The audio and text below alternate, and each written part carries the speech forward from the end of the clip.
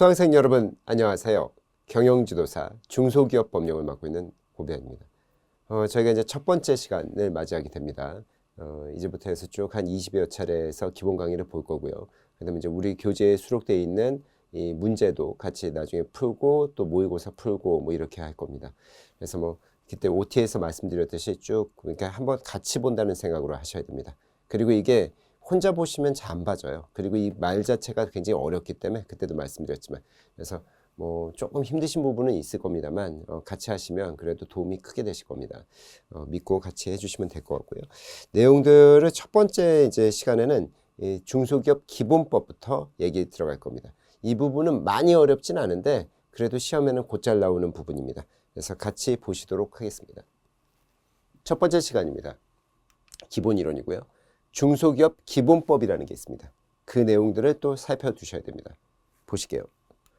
우리 교재 이제 첫 번째 학습 포인트라는 거에서 이제 법, 시행령, 영, 규칙 이거는 그냥 보시도록 하시고 첫 번째로 이제 중소기업 기본법에 있어서의 목적, 그 다음에 범위, 그 다음에 관계 또는 정의, definition 이런 것들이 나오는 거거든요. 근데 이것도 시험에 나옵니다. 그래서 이제 가장 기본적인 내용들은 보통 이제 이 각 챕터마다 기본적이나 좀 법령의 목적이나 이런 것들은 보시게 되고요. 이것도 시험에 나오기 때문에 잘 체크해 두셔야 돼요.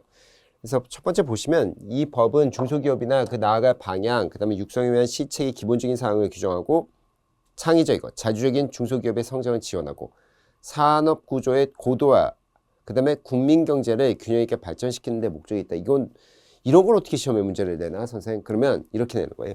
여기 이런 것들이 틀리게 나오고 이 기억리은 그러니까 1, 2, 3, 4, 5 또는 기억니은 디귿 이렇게 해서 가로치는 건데 이런 데를 비워놔요. 그냥. 그리고 여기에 각 들어갈 말은 무엇인가 이런 겁니다. 근데 이런 문제가 나오면 생각보다 어렵습니다. 이게 객관식 견대인데 이렇게 해놓고선 1, 그 다음에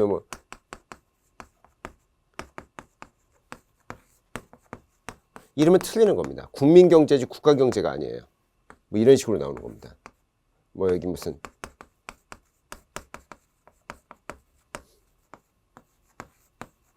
이것도 틀리는 거죠. 이런 식의 문제를 냅니다. 근데 이게 생각보다 까다로워요. 왜냐면 이런 것 보통 이제 유심하게 주의 깊게 안 보시기 때문에 유심히 주의 깊게 안 보기 때문에 막상 이런 게 나오면 알 것 같은데도 골라내기가 어렵습니다. 이런 것들 다 안 맞고 이제 요게 3번쯤에 요게 이제 있는 거죠. 이런 식으로. 이렇게 여기 이제 이렇게 되는 거죠. 기억하고 니은 이렇게 해서 이런 식으로의 문제를 내는 겁니다. 이제 오지선다지만 이렇게 하면 이제 이게 답이 되고 이런 구조로 문제를 푸는 겁니다. 이런 데까지는 가로를 치는 게 아니라 요런 데나 요런 거를 또 치거나 이런 식으로 해서 보통 시험 문제 됩니다. 대부분 다 그냥 국민경제예요. 근데 나중에 기술혁신법 쪽에 가면 국가경제라고 되어 있습니다. 그래서 이런 것들이 좀 까다롭기 때문에 살펴두셔야 됩니다.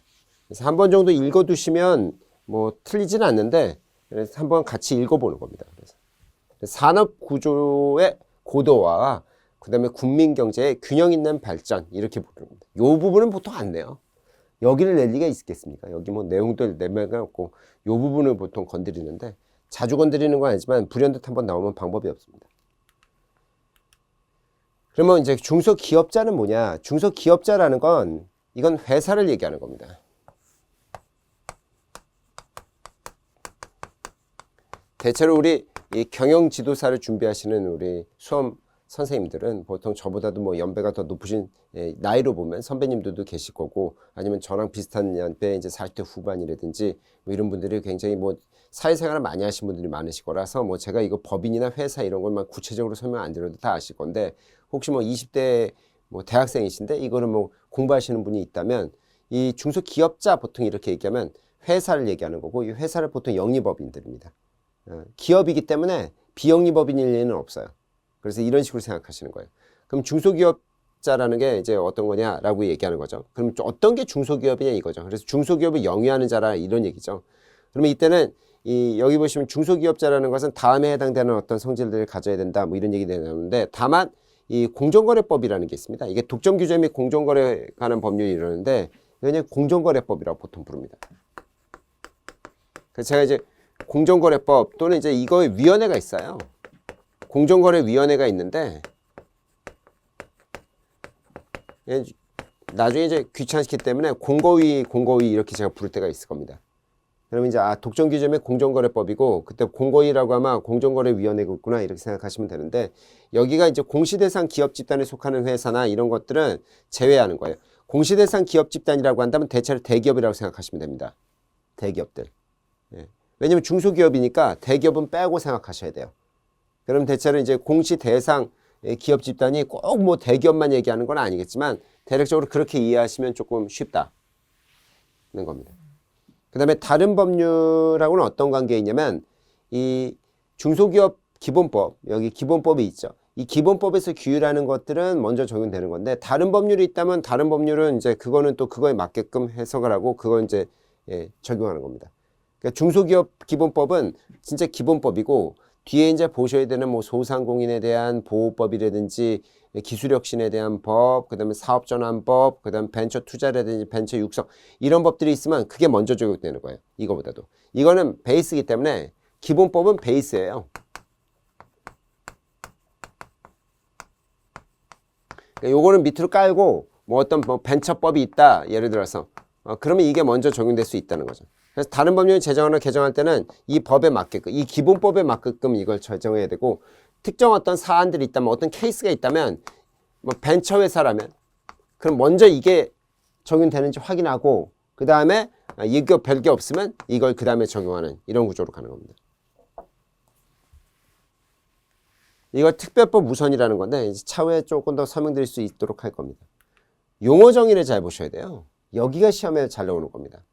어디나 각 챕터마다 이 부분이 있을 건데 이 부분에서 어디가 중요하냐면 이 정의, 데피니션 규정이 정말 중요해요.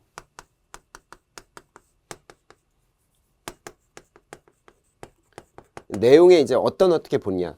창업일이라는 것은 회사를 만든 날입니다. 회사를 만들어서 막 준비를 할 거 아닙니까? 뭐 회사를 어떻게 만들 것이냐, 뭐 해서 뭐 임원들은 어떻게 할 거냐, 서류 작업도 할 거고 그런데 아직 그때는 준비 작업 때는 아직 창업일이라고 얘기할 수는 없습니다.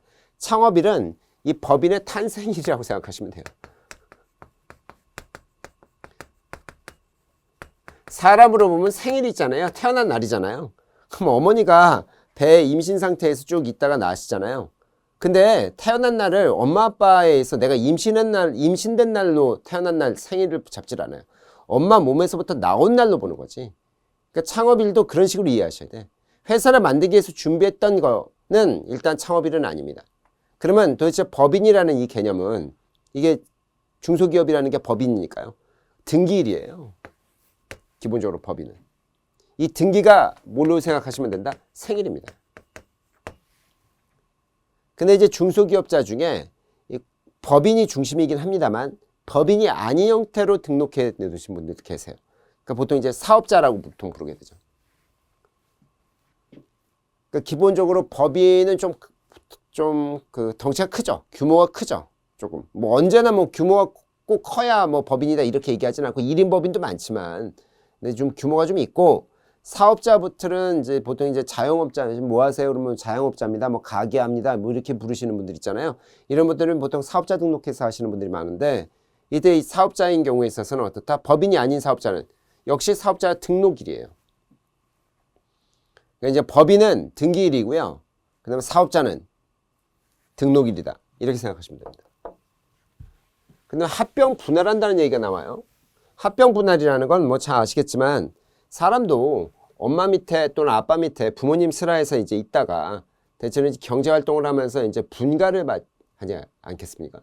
그러니까 독립을 한다고 요즘 부르고 또 뭐 결혼을 해서 독립하시는 경우도 있고 요즘 뭐 결혼 안 하고 그냥 저기 엄마 아빠는 뭐 하고 나는 이제 나가 살게 이래서 분가 독립하는 경우들이 많죠. 그거랑 비슷해요. 그게 분할일이죠. 합병일은 뭡니까? 만약에 각각의 만약에 젊은 남녀가 있었다. 젊은 남녀가 혼자 이제 부모님으로부터 분가해서 살고 있는데 독립해서 근데 어떤 좋은 뭐 배필을 만나는 거죠. 배우자 깜을 만나는 겁니다. 뭐 여자친구를 만났든 뭐 여자 같으면 남자친구 만나면 그럼 같이 결혼하면 뭐 하는 거예요? 합병되는 거지. 그러니까 회사나 사업자도 그런 식으로 이제 뭉칠 때도 있고 또 떨어질 때도 있고 뭐 이런 거죠. 그럼 그게 언제냐 이거예요. 그러니까 법인 같은 경우는 합병 또는 분할로 설립된 길이나 또는 합병 또는 존속하는 법률의 변경된 길이에요. 그러니까 기본적으로 등기예요, 이것도. 그러니까 이제 혼인같이 생각한다면 합병이라고 생각할 수 있는 거죠. 그럼 뭐예요? 혼인신고를 넣은 날, 뭐 이렇게 생각하는 것이고. 그렇죠? 그 비교해서 제가 설명드리는 겁니다. 그 다음에 이제 뭐 독립한 날은 뭐 보통 이제 뭐 그걸 뭐 해서 뭐 이렇게 잡지는 않는데 뭐 제가 어떤 다른 데 임대차를 해가지고 어떤 집을 전세나 월세로 들어가면 보통 이제 그걸 가지고 이제 뭡니까 전입신고 넣을 때 뭐 이러면 이제 부모님으로 벗어나는 거잖아요. 그런 걸 생각하시면 돼요. 그래서 이게 존속하는 법인의 변경 등기라든지 아니면 뭐 설립 등기를 새로 합병해서 만들다든지 뭐 이렇게 되면 그때죠. 사업자도 비슷합니다. 사업자 같은 경우 등록하시는 경우에 있어서 합병이 되면 공동사업장이 있을 거 아닙니까? 이때 등록하는 때예요. 또는 사업장을 분리하면 역시 분리해서 등록하는 때. 어렵지 않죠? 너무 쉽습니다. 근데 말이 이제 어려워서 그런 건데 뭐 오랫동안 뭐 회사를 다니셨던 분이나 뭐 아니면 뭐 임원 생활을 하신 분들은 너무 이게 쉬운 얘기인데 제가 이렇게 좀 자세히 설명드리는 건 이제 젊은 분들도 이 공부를 하시는 분들이 있다면 조금 이제 잘 이해가 안 되시면 그걸 좀 이해하시면 좋다 이런 얘기입니다. 관계기업이라는 게 있습니다. 관계기업이라는 것은 뭐냐면 외부 감사 대상이 됐은 기업인데요. 요게 이제 지배종속 관계에 있다 이런 겁니다. 그러니까 보통 모회사와 자회사 관계라고 생각하시면 좋아요.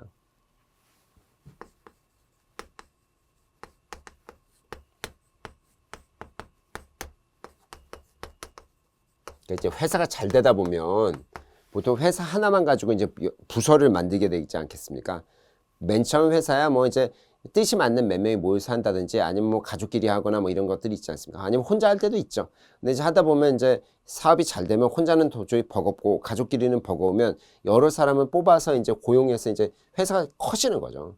근데 회사가 커지다 보면 더 커지면 회사 자체를 하나의 법인으로 가져가는 게 아니라 여러 가지 다른 법인으로 나누는 겁니다. 무조건 나쁘다고 얘기할 수는 없습니다. 왜냐면 이제 같은 업을 하다가도 이 업의 종류가 조금 하면 더 특화돼야 하거나 전문화시켜야 될 필요성이 있으면 분할할 수도 있는 겁니다. 그럼 이제 이런 관계가 보통 이제 이게 지배회사가 되거든요. 그래서 여기가 종속적 관계에 놓이는 경우가 많아요. 이런 관계다라고 하면 여기 사이를 뭐라고 부르는 거예요? 관계가 있는 거죠. 부모 자식 간의 관계처럼 생각하시면 됩니다. 그러니까 이게 관계기업이라고 얘기하는 겁니다. 주식, 뭐 주식이야 뭐 우리가 전부 잘 아는 거 아니겠습니까? 상장된 회사 같은 경우는 우리가 뭡니까? 요즘은 다 주식을 사잖아요. 뭐 요즘 뭐 객장에 가서 사시는 분들은 있을 수도 없고 그렇게도 이제 팔지도 않고 대부분 이제 이 모바일이라든지 온라인 형태로 해서 다 이제 주식 거래들을 거의 다 프로그램 깔아가지고 하시고 그러지 않습니까? 근데 그게 이제 회사가 갖고 있는 주식들이죠. 그러니까 여기는 보시면 발행 주식의 총수, 그렇죠? 주식회사 같은 경우에 있어서 거기서 이제 주식회사에서 이제 주식이 나오는 거니까요. 그 다음에 그 밖에 회사들은 주식회사 외의 기업들도 있어요. 유한회사라든지 뭐 이런 것들은 출자총액으로 이해하는 겁니다. 이게 주식이라고 얘기합니다. 근데 이제 주식이라고 하면 딱 주식회사 요 이제 발행 주식을 얘기하는데 그런데 이제 이 주식 등이라고 해놓은 게 이 주식회사 말고도 회사는 한명합자, 그 다음에 유한책임, 유한회사 이런 게 상법에 규정돼 있습니다. 근데 그런 경우는 이제 주식 형태로 안 돼 있는 경우도 있어요. 그러면 이제 그거는 출자 지분이라고 보통 부르는데 그렇기 때문에 이건 주식이 아니라 이제 출자, 총액. 출자라는 건 자라는 건 돈, 자본, 자금, 출은 자본이 나왔다는 뜻이거든요. 그러니까 뭐 만약에 공동 창업하는 경우에 있어서 뭐 제가 5천만 원 되고 제 친구가 1억 갖고 왔다. 그럼 1억 5천이 공동 창업 뭐 자본금이 되겠죠. 뭐 법인 형태로 만든다. 뭐 이러면 이제 주식 형태로 만들면 이제 주식이 발행 총수로 나올 것이고 뭐 주식회사가 아니라 유한책임회사나 유한회사 같은 걸로 만들면 얘가 1억 냈고 내가 5천 내서 그게 이제 회사의 출자 총액이 되겠죠. 이런 것들이 주식 등이라고 부르는 겁니다. 친족이라는 건 뭐냐? 그러면 그야말로 이건 친족은 민법적으로 얘기하는 건데 부인 또는 남편, 배우자죠. 근데 사실혼 관계까지 포함합니다. 왜냐면 이제 이런 경우에 사실혼 관계인데 이제 여기다가 이제 뭐 주식 같은 걸 사두게 하거나 뭐 이런 것들이 있을 수 있어서 그래요. 그 다음에 이게 사촌이 아니라 육촌 이내 혈족입니다. 그 다음에 사촌 이내 인척이에요. 이 개념을 설명드리면 사실혼이라는 거 조금만 더 말씀드리면 동거하는 관계 정도 가지고 사실혼이라고 얘기하지 않습니다. 보통 우리나라에서 사실혼, 법적으로 사실혼이라고 하면 이 결혼 상태에서 그러니까 이제 혼인신고는 안 하셨는데 자녀가 출산됐다 뭐 이런 것 경우 아니면 공동의 어떤 그 아파트 뭐 아니면 빌라 뭐 이런 것들이 같이 부동산을 좀 어느 정도 큰 거를 이제 공동으로 공동명의로 해가지고 뭐 이렇게 같이 사신다. 이 정도가 돼줘야지 보통 사실로 보는 것 같아요. 그 다음에 이 육촌, 이게 혈족이라는 건 뭐냐면 그야말로 이겁니다. 엄마 아빠가 계시고요. 그 통해서 자녀가 나오게 되죠. 만약에 나라고 칩시다. 이게 납니다. 이 자녀가. 그럼 이제 형제 자매가 있게 되겠죠. 없는 경우도 요즘 많은데 뭐 형이 있을 수도 있고 뭐 누나가 있을 수도 있고 여동생, 남동생이 있을 수도 있고 뭐 이렇게 되는 거 아닙니까? 근데 여기서 제가 만약에 어떤 배우자를 만나게 돼요. 그럼 또 여기서 태어날 거 아닙니까? 자녀가. 뭐 이런 식으로. 아니면 여기 뭐 제가 뭐 저희 부모님의 또 우리 엄마 쪽 여기는 이제 이모 또는 여기는 고모 또는 여기는 삼촌 여기는 외삼촌 이렇게 되죠. 그 다음에 여기 또 이제 뭐 결혼하시면 이제 사촌들도 나오고 이렇게 되는 건데 혈족이라는 개념은 이렇게 나 피 쪽으로 연결되어 있는 사람들 얘기하는 겁니다. 이 혈족입니다. 근데 여기서 6촌까지로 봐요. 여기까지 제가 그림은 사촌까지밖에 안 그렸는데 그러니까 사촌의 무슨 자녀 이런 것까지 다 포함하는 거죠. 근데 인척은 여기에요. 인척은 배우자 쪽 얘기하는 겁니다. 뭐 처남이라든지 처형이라든지 뭐 이런 분들이 계시죠. 이런 분들이 인척입니다. 인척은 배우자 쪽을 연결하는 건데 여기는 사촌까지 이렇게 보죠. 근데 여기가 사촌이 아니라는 건 좀 알아두십시오. 시험에서는 이런 데를 포인트로 잡아서 내요. 여기는 이제 사촌이 쪽에 사촌인의 혈족 이러면 틀린 지문이 되는 거거든요. 그래서 그런 것들을 시험에 낼 수 있기 때문에 요 육촌이라는 걸 잘 알아두셔야 되고 사실혼 관계를 포함한다는 것도 알아두셔야 돼요. 왜냐면 이런 것도 시험에 낼 때 이거 제외 이렇게 내거든요. 틀리라고. 그렇기 때문에 요 친족 부분 요게 시험에 나오기가 좀 쉽습니다. 그래서 좀 알아두셔야 돼요. 임원이라는 거는 뭐 잘 아시듯이 회사의 이사급인 분들을 보통 법인으로 보자면 그분들이 임원입니다. 부장부터 이렇게 과장, 대리 뭐 이렇게 옛날에 부르던 스타일인데 요게 요즘 뭐 대기업들은 무슨 뭐 좀 이름들을 많이 바꿨더라고요. 영어 스타일로. 그런데 뭐 어쨌든 임원이라고 하면 이사급들 얘기하시고 건데 이분들은 그래서 여기 나오는 것처럼 법인은 이사다. 근데 등기이사예요. 근데 여기는 사회이사는 뺍니다. 그러면 이제 이거 상기 1 외에 동그라미 1이죠. 외 기업이라는 건 뭐냐면 여기는 유한회사 말고 합자회사나 한명회사라는 게 있어요. 그러니까 여기 주식회사나 유한회사는 뭐라고 부르는 거냐면 이거 물적회사라고 부르는 겁니다. 이게 물이라는 것은 그야말로 물건 얘기하는 거예요. 물건. 물적회사를 얘기하는 건데 이런 데는 여기는 물론 주식이고요. 여기는 이제 주식보다 출자자본인데 이런 것들이 명확해요. 물론 여기도 출자자본이 있습니다. 한명이나 합자도 한명회사나 합자회사도 출자자본이 있는데 여기는 인적회사라고 부르는 겁니다. 여기서는 어떠냐면 무한책임사원이라는 사람이 있어요. 여기가 업무집행자입니다. 그냥 똑같다고 보시면 돼요. 무한책임사원이라는 사람이 사실상 여기가 이사예요. 우리가 보통 주식회사에서 이사라고 부르는 사람이 이 한명이나 합자회사에서는 무한책임사원이라고 불립니다. 근데 거기서도 부를 때는 뭐 사장님 이런 식으로 불러요. 근데 이제 법적인 용어상 상법적인 용어라 무한책임사원이라고 이렇게 부릅니다. 무한히 책임지는 거예요. 무한이라는 것은 한도가 없이 책임진다 이겁니다. 뭔 말이냐면 물적회사와 인적회사의 차이점을 말씀드리면 이 물적회사가 빚을 지죠. 은행 같은 데서. 망하잖아요. 그러면 물적회사 내에서만 처리하고 끝나는 거예요. 이사나 사장, 뭐 결국 사장이 이사신데 이런 분들이 출자자본에서만 책임을 지는 거지 개인적으로 연대채무를 져놓지 않는 이상 이 회사가 망했다고 해서 본인 재산까지 내놓을 필요가 없는 것들이 주식회사나 유한회사 같은. 그래서 주식을 발행해서 이제 갖고 있는 수 또는 뭐 발행 안 했어도 주식을 이제 구매해서 갖고 있는 수만큼만 회사가 망했을 때 처리가 되는 거예요. 그래서 책임 자체가 유한해요.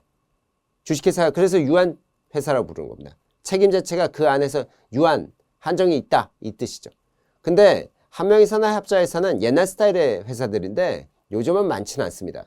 근데 여기는 사장이 모든 걸 책임져야 돼. 사장이 이 회사 자체의 모든 연대 책임을 지는 거예요. 그러니까 이게 약간 자영업자랑 거의 비슷해요. 그러니까 이제 자영업자분들은 법인 통장이라는 게 없잖아요. 법인이 아니니까. 그러니까 내가 벌어들이는 게 있으면 내 가게에서 벌어들이는 건 전부 다 내 통장으로 들어오는 거란 말이에요. 나중에.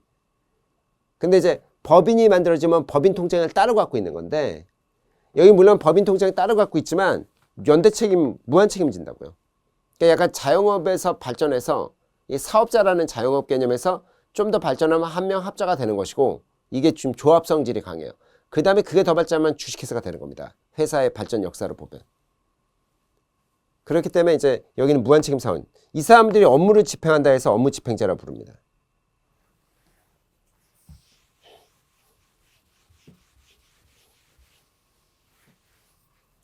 그렇게 이해해 두셔야 됩니다. 개념 설명만 해도 좀 시간이 걸렸죠. 뭐 다음부터야 뭐 이렇게까지 뭐 자세히 안 설명드리고 쭉쭉 나갈 겁니다만 첫 시간이기도 하고 처음에 나오는 표현들이고 혹시 뭐 다 아시겠지만 모르시는 분들이 혹시 있을 수 있어서 설명을 좀 길게 드렸습니다. 그러면 이제 본격적으로 저희 중소기업이죠. 중소기업의 범위라는 얘기가 나옵니다. 중소기업이라는 건 뭐냐라고 하면 다음의 요건을 갖춰야 된다는 거예요. 그러면 다음의 요건이라는 게 뭐냐라고 하면 이제 밑에 있는 거죠. 2조에 있는 건데 이런 얘기를 합니다. 업종별로 규정이 있어요.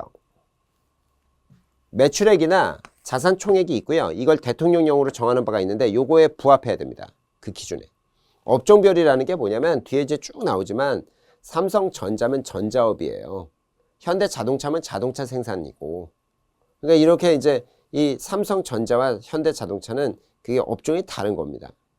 근데 뭐 만약에 현대 예전에 전자도 있었습니다. 이제는 다 정리가 돼서 뭐 어디 옛날이면 30년 전에 현대가 전자까지 있었어요. 컴퓨터도 있고. 그럼 이제 그러면 현대전자가 그게 뭡니까? 자동차도 업종이 있지만 이 전자도 업종이 있었던 거죠. 삼성도 한때 잠깐 1990년대 말에 잠깐 중반인가요? 삼성 자동차라는 거 만들었었죠.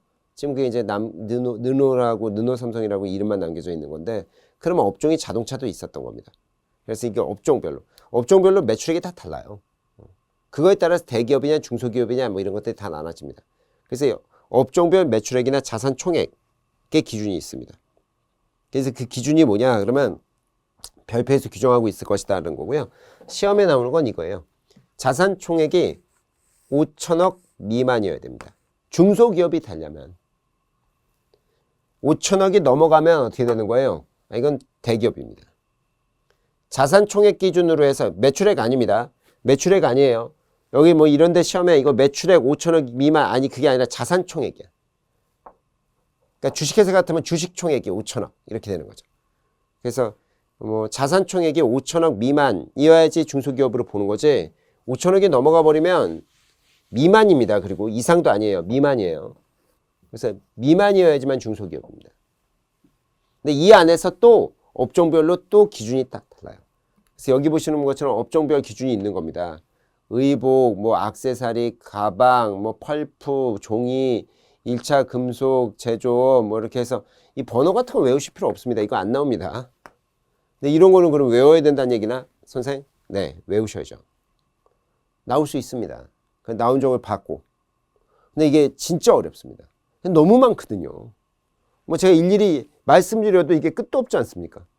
여기까지가 1,500억 이하예요. 매출액. 1,500억이 넘어가면 아까 자산 총액 얼마죠? 자산 총액 5천억 미만은 기본 깔고 가고 그 다음에 연매출액이 어때야 돼요? 연매출액이 1,500억 이하여야 됩니다. 이런 업종은. 그 밑에 업종은 1,000억 이하여야 돼요. 여기 또 이하는 이하입니다. 미만은 아니에요. 여기는 연매출액 평균, 그러니까 연매출이라는 게 이제 평균 연매출액을 얘기하는 건데 그게 1,000억 이하여야 됩니다. 이해되시죠? 그러니까 이게 만약 제가 어떤 화학물질 같은 거 만들어 파는 회사예요. 의약품은 빼는데 화장품 비스만 뭐 이런 것들 만들어 판단 말이에요. 근데 이런 거 파는데 저희 기업이 연매출 개념 평균 매출액이 만약에 1,010억이다. 그러면 저는 이거는 중소기업이 아닙니다. 그때는 어디로 넘어가야 된다? 대기업 가야 돼요. 그렇게 되는 겁니다. 제가 만약에 가구를 만들어 팔아요. 근데 가구를 만들어 파는데 제가 만약에 연 매출액이 평균 매출액이 1,600억이다. 그러면 저는 중소기업이 아닙니다. 그 얘기라는 겁니다. 그래서 여기 쭉 여기 써져 있는 거죠. 뭐 수도 건설 뭐 이렇게 해서 쭉 도소매업까지 해서 어디 있다? 여기 저기 뭡니까? 1,000억. 여기 도소매업까지 끊어지는 거죠. 그 다음에 이제 음료 뭐 이런 것들은 800억. 800억이 넘어가면 대기업으로 보는 겁니다. 왜냐면 잘 보시면 이런 음료 같은 거 팔아서 800억까지 채울 정도면 굉장히 큰 회사예요. 이런 것들. 이런 큰 것들은 뭐 돈을 이렇게 중장비 뭐 이런 식으로 넘어가면 이거는 돈을 쉽게 벌 수가 있거든요. 근데 이제 음료 같은 거 파는 건 이거 완전 소매 개념이니까 이게 800억만 팔아도 넘어가도 대기업적으로 이해할 수 있다는 거예요. 그래서 뭐 상하수도 재생 같은 거 800억이라고 돼 있고 600억짜리도 있죠. 뭐 여긴 대부분 600억짜리짜리는 대부분 서비스업이에요. 성질이. 이런 식으로 돼 있고. 그 다음에 이제 400억짜리가 숙박이나 음식이라든지 금융, 보험, 부동산, 임대, 교육 뭐 이런 것들이죠. 그러면 이걸 외우셔야 되는데 어떻게 외우셔야 되느냐라고 하면 솔직히 해서 너무 어렵죠. 그러면 이렇게 몇 개 없는 걸 외우셔야 돼요. 1000억짜리나 800억짜리보다는 얘들을 외워야 됩니다. 시험도 여길 중심으로 돼요. 그러니까 여기는 보면 외우실 때 1500억짜리를 외우셔야 되고 그 다음에 400억짜리 외우셔야 돼요.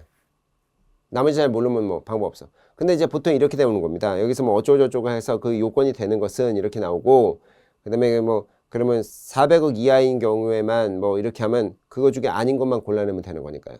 그런 스타일로 문제가 나오지 모든 걸 다 내는 그런 스타일의 문제는 정말 어렵게 나오는 건데 그렇게까지는 뭐 아니고요. 그래서 여기는 1500억하고 400억, 600억 정도 이렇게 외우셔야 됩니다. 그럼 외울 때 이렇게 외우셔야 돼요. 이걸 어떻게 일일이 외웁니까? 보세요. 여기는 이제 비고는 뭐냐면 여기는 여기서 보시면 통계법에 따른다는 거고 이건 됐고 나중에 말씀드릴 거고 그 다음에 여기는 의자예요. 의자.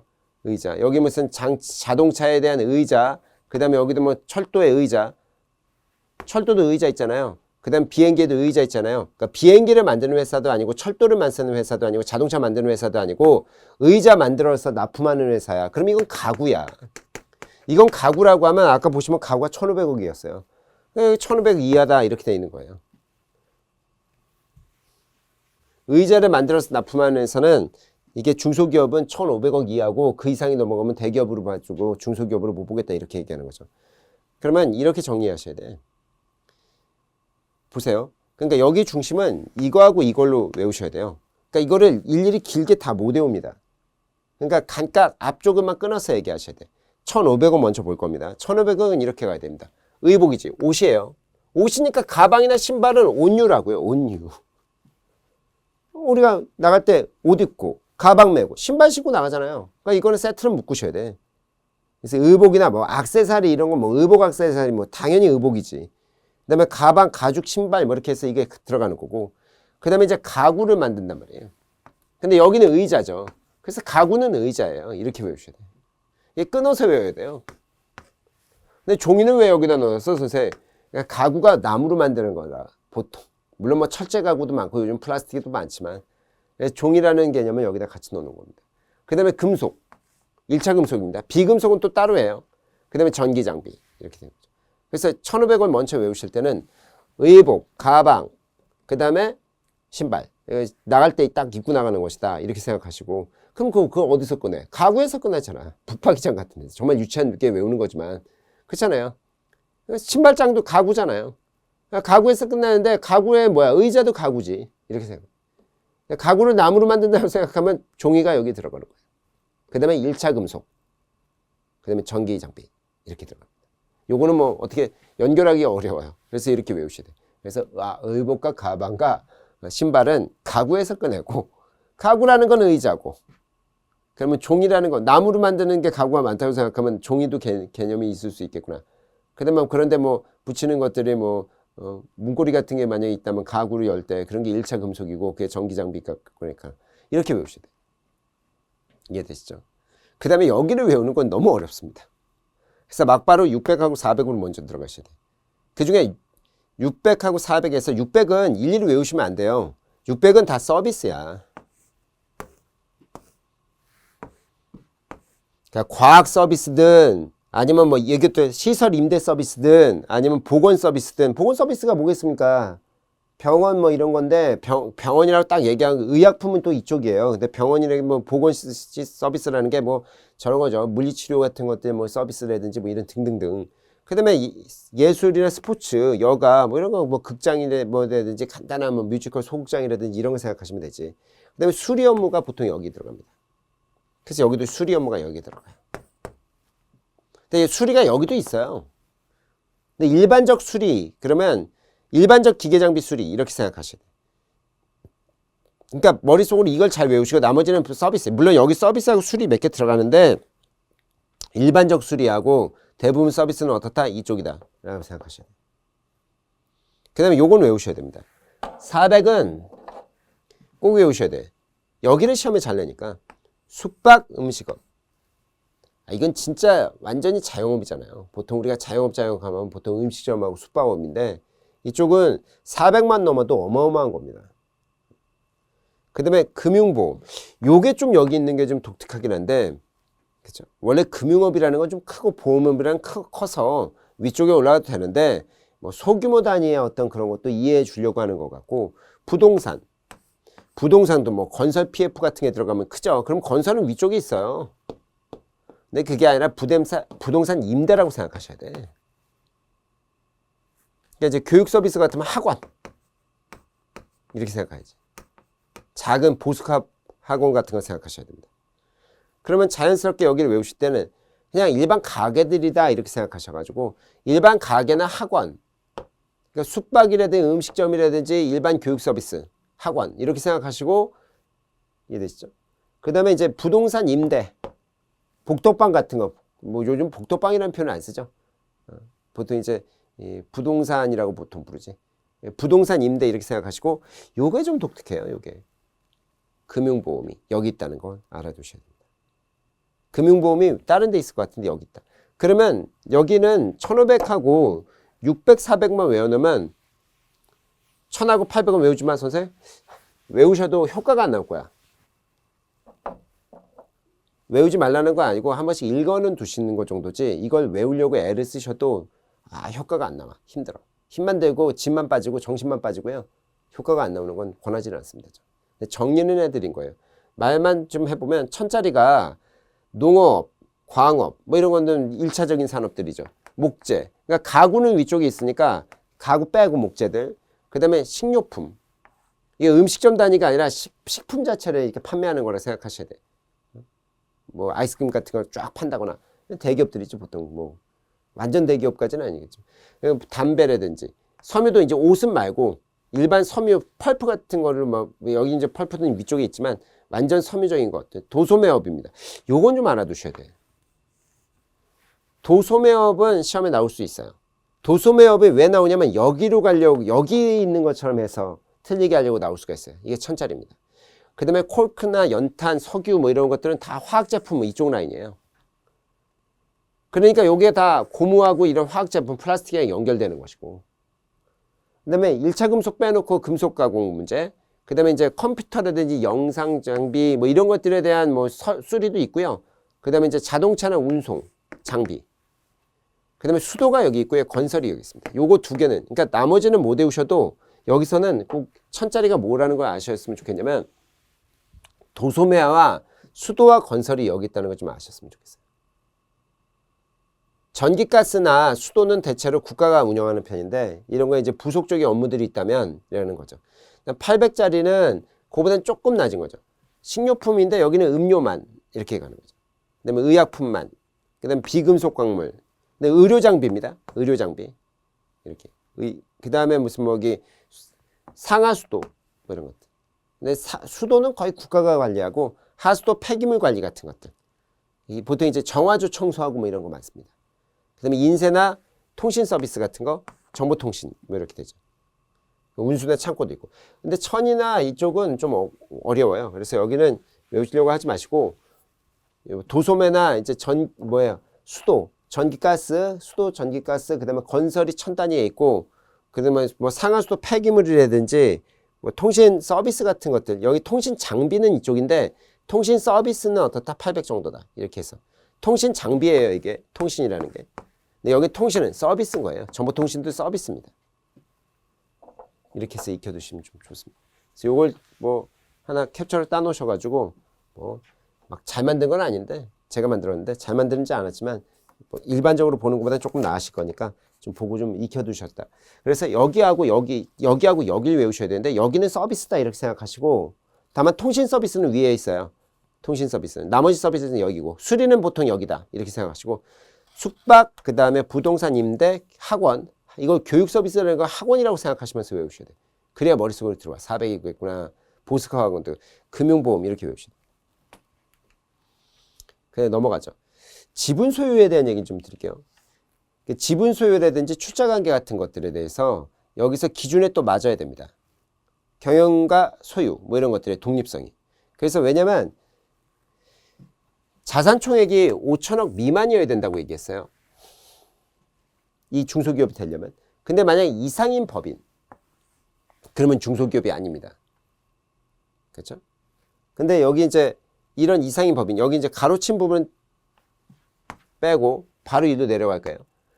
주식의 30% 이상을 직간접적으로 이거를 소유하고 최대 출자를 갖고 있다 라고 한다면 이거는 좀 안 된다 보는 거예요. 그러니까 여기 얘기하는 거는 무슨 얘기냐면 이 중소기업이라는 게 5천 미만이어야 된단 말이에요. 자산 총액이. 근데 여기서 뭐라고 되냐면 이 관계기업들 같은 데서 실적 독립성이 있어줘야 되니까 그 기준에 맞아야 되니까 다음에 해당하지 않아야 된단 말이에요. 이게 아니어야 된다는 얘기예요. 쉽게 얘기해서 5천억 이상의 자산을 갖고 있는 이 5천이라는 게 억입니다. 자산을 가지고 있는 A라는 회사가 있는데 이러면 이건 중소기업이 아니죠. 중소기업자가 아닙니다. 근데 얘가 어떤 B라는 회사를 갖고 있단 말이에요. 사실상. 그러니까 얘가 엄마, 아까 관계기업에서 이게 아들 회사가 되면 여기가 얘 회사의 30%를 갖고 있다면 요거는 자산이 얼마냐면 1,000짜리예요. 1천억짜리야. 그러면 사실상 이건 분할해 놓는 거예요. 회사들이. 중소기업에 대한 특혜가 있거든요. 어드밴티지를 줘요. 중소기업을. 법령상. 그러니까 이런 회사들이 그러니까 자기가 그냥 캐파로 갖고 있어도 되는데 이런 건 막 만들어.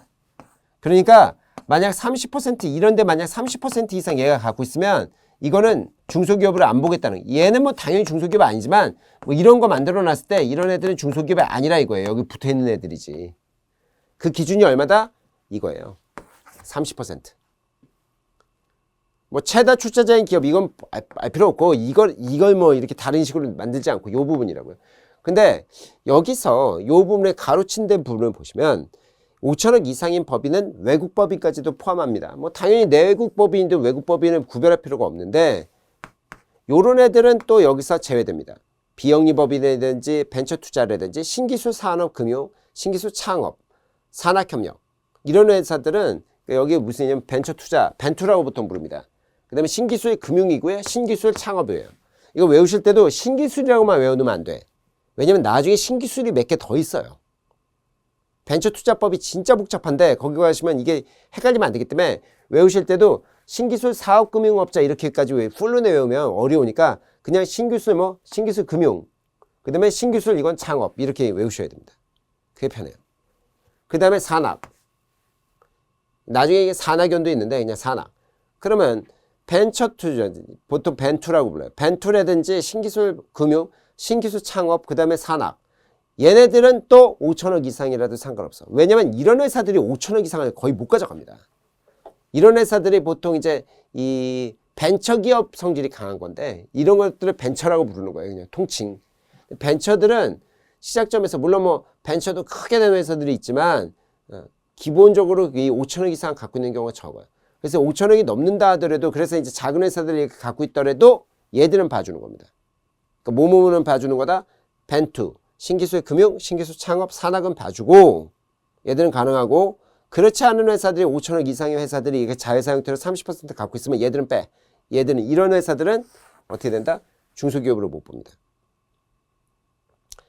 그래서 여기 보시면 최다 출자자는 그럼 뭐냐? 그러면 소유한 법이나 개인, 그래서 단독으로 갖고 있을 수도 있고요. 어느 하나에 해당되는 자와 합산해서 갖고 있을 수도 있어요. 단독으로 또는 합산. 아까 여기 어느 하나에 해당되는 자가 누구냐? 그러면 친족들이에요. 아까 보셨던 뭐 이런 임원들이나 이런 사람들하고 합산해서 30% 이상 갖고 있으면 안 됩니다. 그러니까 여기는 복잡하니까 뭐 이렇게 생각하셔야 돼요. 그냥 30%.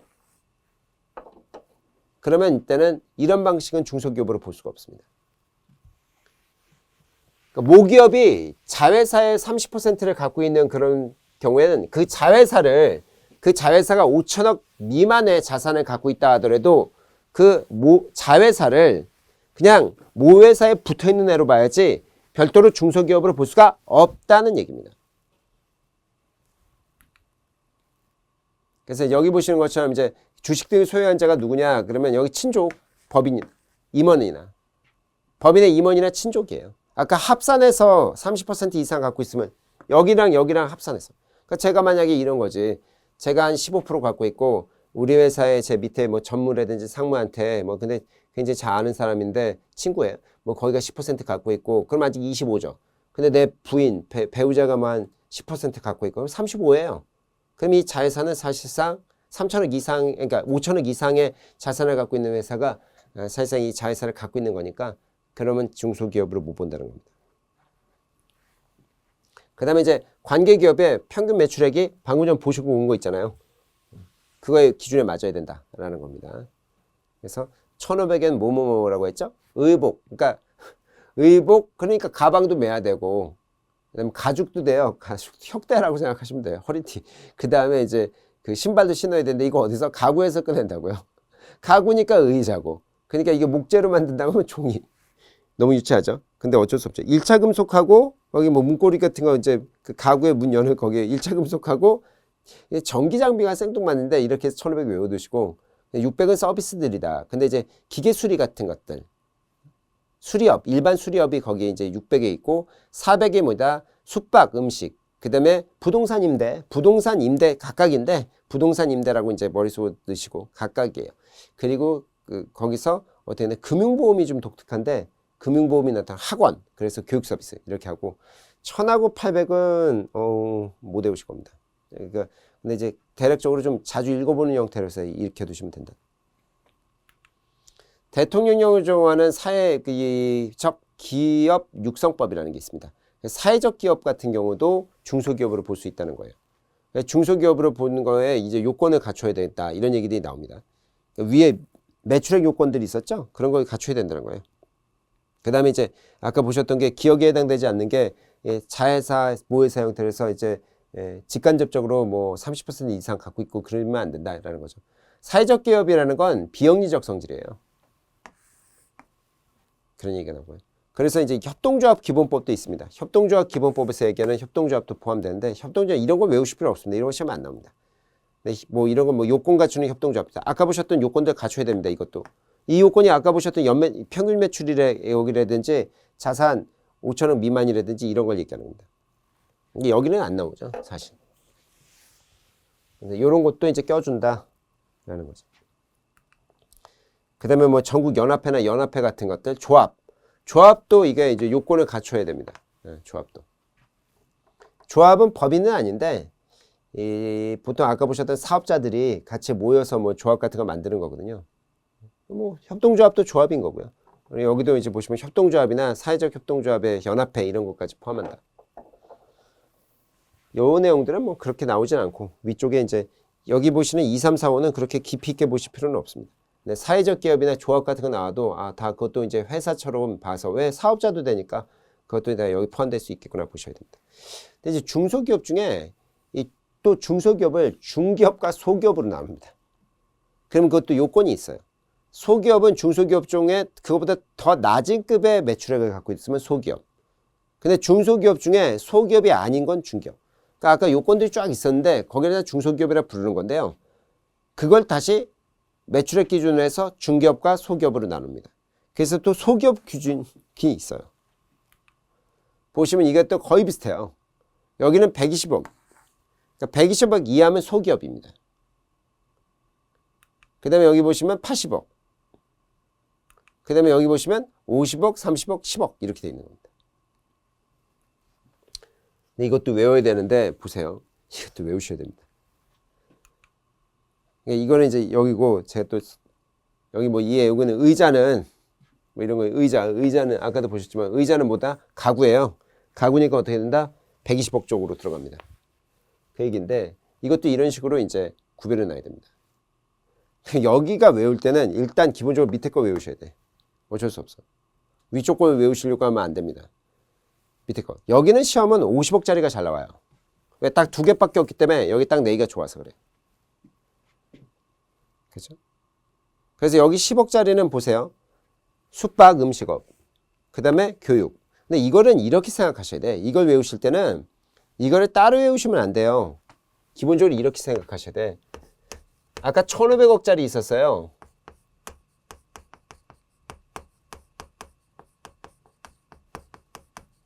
이건 어디서 끝낸다고요? 가구니까 의자지. 근데 여기에 이제 종이도 있습니다. 근데 여기가 이제 뭡니까? 금속, 1차 금속이 있는 거고. 1,500억짜리 있었잖아요. 중소기업에서. 그러니까 평균 매출액 1,500억 이하가 있었잖아요. 그 다음에 이게 전기 장비가 있는 건데. 그 다음에 이제 1,000짜리가 있고, 800짜리가 있고, 600짜리가 있고, 400짜리가 있단 말이에요. 여기는 외우기 어렵다고 말씀드렸고, 여기는 뭐라고 했어요? 뭐 과학 서비스라든지, 아니면 예술 서비스라든지, 뭐 뮤지컬 뭐 이런 거 생각하셔야 돼요. 그 다음에 수리, 일반 수리업이라든지, 기계 수리, 기계 장비 수리가 여기 있다고요. 근데 이제 서비스 중에 교육 서비스는 여기 있어요. 이거는 학원이라서 더 나죠. 이렇게 보는 거죠. 근데 여기는 이제 그러면 숙박, 음식 이렇게 생각하시죠. 그 다음에 금융보험 이게 있다고요. 독특하지만 요게 독특한 거예요. 그 다음에 이제 부동산, 그 다음에 그의 임대 이렇게 가는 거예요.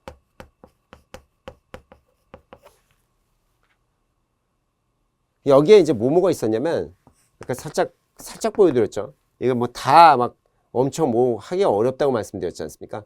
근데 여기 같은데 이제 목재라는 게 있었고, 여기에 뭐 코르크라든지 아니면 뭐 연탄, 석유, 화학물질, 석유니까 화학물질 이렇게 생각하셔야 돼. 이런 게 있었다고요. 근데 여기 식료품 이런 것도 있고 그랬었는데, 여기서 중요한 건 뭐였냐면 도소매가 여기 있었단 말이에요. 도매소매가. 그 다음에 제가 전기라든지 수도라든지 건설이 여기 있다는 거 좀 알아두셨으면 좋겠다 이렇게 말씀드렸다고.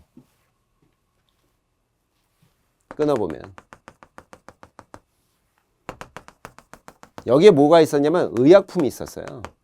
화학물질 같은 거에서 의약품 뺐다고. 뭐 여기 자동차 뭐 이런 거 다 여기 있습니다. 뭐 트레일러 이런 것들은 다 이쪽에 있고, 의약품하고 이게 음료가 있어요. 식료품은 여기인데 음료는 또 여기였다고요. 그렇죠? 그래서 여기 의료 장비는 또 여기 있다고요. 그리고 여기가 정보통신하고 전기통신의 통신 인쇄 서비스가 있어요. 이렇게 돼 있습니다. 보시면. 그러니까 여기가 이제 보세요. 여기 보시면 여기를 먼저 이렇게 오셔야 돼. 여기 밑에부터. 이렇게 되면 교육 서비스는 여기 있고요. 그 다음에 숙박업도 여기 있어요. 근데 수리는 이 위에서 내려옵니다. 수리는. 여기에 보건 서비스도 있었죠.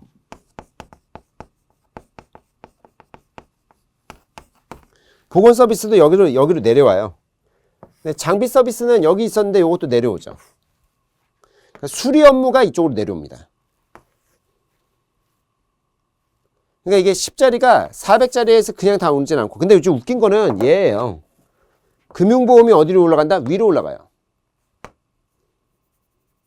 금융보험이. 심지어 어디까지 올라가냐면 금융보험이 여기로 올라가요. 여기로.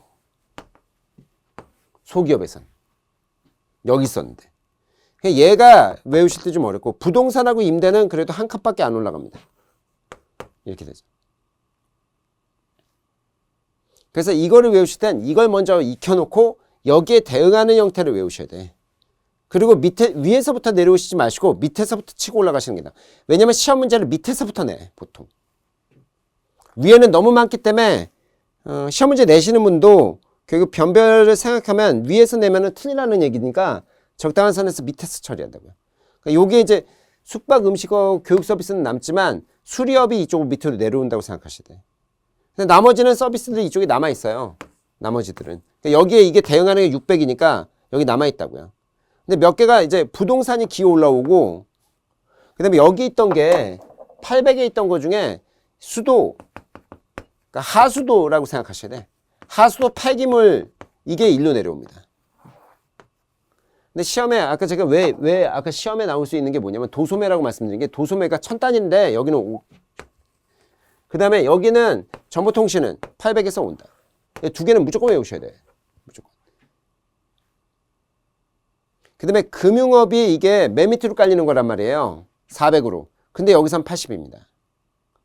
나머지 뭐 담배, 석유 이런 것들은 이 1000단위 쪽에서 그냥 오는 겁니다. 1000단위 쪽에서. 그래서 이런 것까지는 외우시기 그렇고. 근데 종이가 맨 꼭대기 있었는데 종이가 맨 꼭대기는 아니고 80으로 내려와요. 종이가 맨 꼭대기 있는 거 아닙니까? 나머지 이것들은 어디로 가는 줄 아세요? 종이만 빼고. 종이는 80으로 내려오는데 나머지는 다 그대로 여기로 갑니다. 보실까요? 의복, 가방, 신발, 가구. 종이만 빠진다고 제가 써놨잖아요. 종이만 80으로 떨어지는 거야. 나머지는 1500은 그대 1220으로 오는 겁니다. 근데 이 1000짜리에서 몇 개가 거의 다 이쪽으로 오죠. 1000짜리에서. 근데 식품이나 이런 것들이 식료품은 그런데 이 음료하고 의약품은 또 위로 올라가요. 그러니까 이게 외우실 때 기본적으로 어떻게 외우셨냐라고 말씀드리면 여기만 좀 꼼꼼하게 외우셔야 됩니다. 여기를 외우고 여기서 위아래로 움직이는 건데 나머지가 너무 위아래로 변동이 심하잖아요. 그러니까 꼭 특이하게 되는 것만 알아두셔야 된다고. 특이하게 되는 것들만 여기는. 그렇게 해서 비교해서 꼭 알아두셔야 돼요. 그림을 좀 이렇게 해서 이거 먼저 그리는 걸 연습하셔야 돼요. 이거는 그리지 마세요. 이걸 먼저 그리고 밑에서 이 부분까지는 그려내야 돼. 대칭해서. 그걸 연습하셔야 돼. 그러니까 다 그리지 못해요. 어떻게 다 그려냅니까? 못합니다, 인간이. 이게 생각보다 어려워서. 물론 뭐 우리 선생님들, 우리 저기 뭡니까? 우리 수험 학우 여러분들 선생님들이야 뭐 머리가 저보다 훨씬 좋으시니까 가능은 하실 건데 이거 사람이 너무 힘듭니다. 왜냐면 다른 과목도 하셔야 되잖아. 이것만이 아니라. 이게 그나마 중소기업법령이 가장 그때 OT도 말씀드렸지만 가장 점수가 많이 나오는 거예요. 평균 점수가. 나머지는 막 수학이잖아요. 진짜로. 회계 쪽 이쪽은. 그러니까 거기서 또 머리 쓰셔야 되기 때문에 이걸 다 외우기 어려우면 대략적으로 이걸 한 판 그려보시고 여기에 대응하게끔 요 밑에 50단위에서 30단위, 10단위까지 외워두시고 나머지는 좀 이렇게 아시겠죠? 큰 도움이 안 되지만 요거를 또 캡처를 하셔서 잘 갖고 계세요. 아시겠죠? 뭐 여러분도 만드실 수 있는 간단한 표예요. 이게 뭐 대단한 건 하나도 없습니다. 근데 이제 제가 뭐 미리 만들어 놨으니까 이렇게 해서 여러분들 좀 이거 외우실 때 좀 쓰십시오. 이게 시험에 나오나? 나옵니다. 나왔었고요. 자주 나오나? 자주 나오진 않아요. 근데 나왔어. 나오면 맞춰야 됩니다. 그래서 그렇죠. 조금만 더 보실게요. 그러니까 중기업과 소기업, 그 다음 중소기업의 기준, 그 평균 매출액 금액을 확인하셔야 돼요. 그 다음에 중소기업 유예기간이라는 게 있습니다. 그러니까 중소기업도 하다 보면 이게 아까 보시면 자산규모 5천억이 넘을 수도 있고, 그런데 뭐 자산규모는 그나마 유지할 수 있어도 평균 매출액이 확 올라갈 수가 있단 말이에요. 그러면 올해 한 해 반짝한 건데 난 더 이상 중소기업이 아니라고 하고 이제 뭐 어떤 혜택을 못 받는다고 하면 너무 좀 불합리하다, 불공평하다, 차별이다 이런 느낌이 있을 수 있으니까 만약 규모가 확대돼서 중소기업이 아닌 게 된다 하더라도 그 다음 연도부터 해서 그 사유 발생으로 다음 년 5년간 중소기업으로 봐줍니다. 이 5년이라는 거 꼭 외우셔야 돼요. 이거 3년이었는데 그래도 좀 5년으로 확대시켜 준 겁니다. 기존에 3년이었는데 이거 확대시킨 거라 5년간은 유예를 줘요. 중소기업의 혜택을 받을 수 있게끔.